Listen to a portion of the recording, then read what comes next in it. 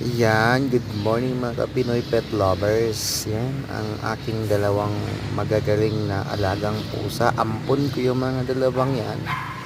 Yang brown ang pangalan niya ay si Rafa at yung mayroong puti na may dots na itim ay ang pangalan naman niya ay si ah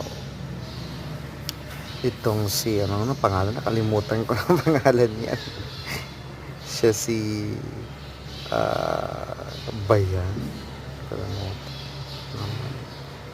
Yan, good morning mga Kapinoy pet lovers. Yan, ang aking dalawang ampon na pusa. Actually, sila ay apat ampon ko. At ang pangalan nila, yung brown ay si Rafa. Rafael, in short, Rafa. At yung may dots na itim na may puti ay si Alpha. No? Makukulit talaga tong dalawang ito, lagi naglalaro, lagi na lang ganyan ang kanilang dalawang ugali.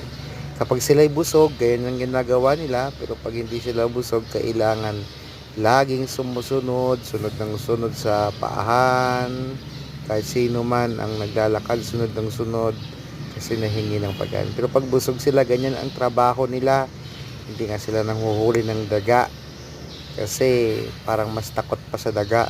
Pero hindi ka pa naman nakikita na nangunghuli ng daga dahil apat sila.